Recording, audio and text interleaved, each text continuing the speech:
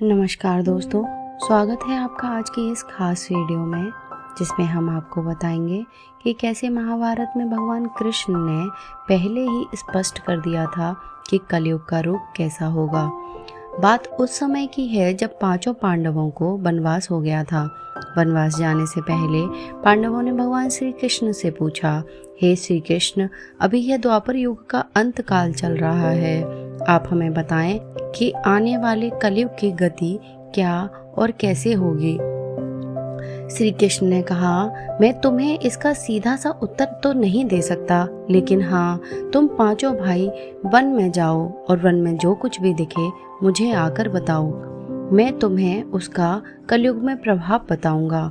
इसके बाद पांचों भाई वन में चले गए। उन्होंने वन में जो देखा वह देखकर आश्चर्यचकित रह गए। युधिष्ठिर भ्रमण पर थे। उन्होंने एक जगह पर देखा कि एक हाथी के 2 सूंड थे। यह देखकर युधिष्ठिर के आश्चर्य का ठिकाना नहीं रहा। अर्जुन दूसरी दिशा में भ्रमण पर थे। कुछ दूर जंगल में जाने पर उन्होंने देखा कि कोई पक्षी है जिसके पंखों के ऊपर वेदों की रचनाएं की हुई हैं और वह पक्षी मुर्दे का मांस खा रहा है।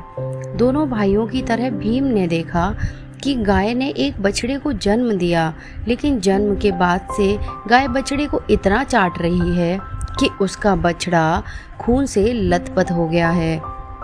सहदेव ने देखा कि 6-7 कुएं हैं जिसमें पानी है और बीच का एक कुआं खाली है। बीच का कुआं काफी गहरा होते हुए भी पानी नहीं है। नकुल ने देखा एक पहाड़ के ऊपर से एक बड़ी सी चट्टान लुढ़कते हुए नीचे आ रही है और वृक्षों से टकराकर उनको नीचे गिराते हुए आगे बढ़ जाती है। विशालकाय वृक्ष भी उसे रोक नहीं सका। अंत में वह एक अत्यंत छोटे पौधे का स्पर्श होते ही रुक जाती है।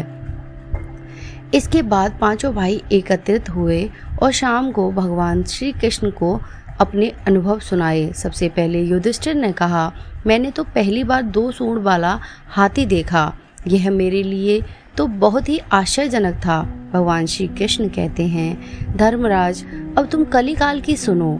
कलयुग में ऐसे लोगों का राज्य होगा जो दोनों ओर से शोषण करेंगे, बोलेंगे कुछ और करेंगे कुछ, और मन में कुछ और होगा और कर्म कुछ और। युधिष्ठिर के बाद अर्जुन ने कहा, मैंने देखा एक पक्षी के पंखों पर वेदों की रचनाएं लिखी हुई हैं, पर वह पक्षी मुर्दे का मांस खा रहा है।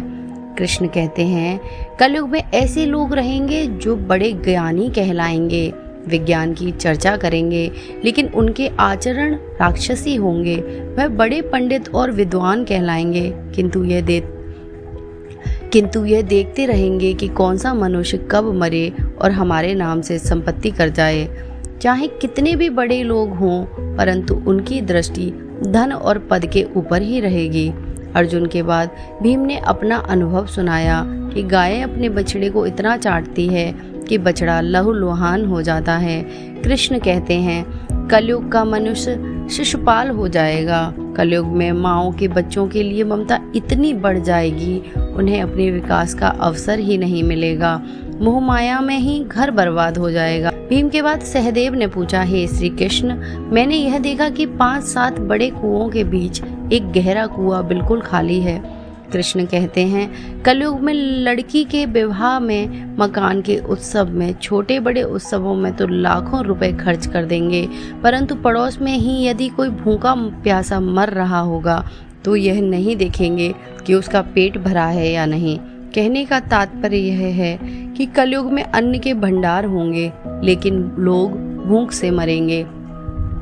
नकुल ने श्री कृष्ण को बताया, मैंने देखा कि एक बड़ी सी चट्टान पहाड़ पर से लुढ़की। वृक्षों के तने और चट्टानें भी उसे ना रोक पाए, किंतु एक छोटे से पौधे के स्पर्श से ही वह बड़ी चट्टान रुक गई। श्री कृष्ण ने कहा, कलयुग में मानव का मन नीचे गिरेगा, उसका जीवन पतित होगा। यह पतित जीवन धन की शिलाओं से नहीं रुकेगा, ना ही सत्ता के वृक्षों से रुकेगा, किंतु हरि नाम के एक छोटे से पौधे से, हरि कीर्तन से मनुष्य जीवन रूपी पौधे का पतन होना रुक जाएगा। इसलिए भक्तों, हरि भजन कलयुग में मोक्ष पाने का एकमात्र उपाय है।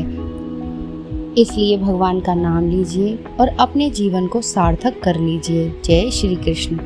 आज की वीडियो में इतना ही। वीडियो पसंद आया हो तो लाइक करें, शेयर करें। चैनल में नए हैं तो चैनल को सब्सक्राइब ज़रूर करें।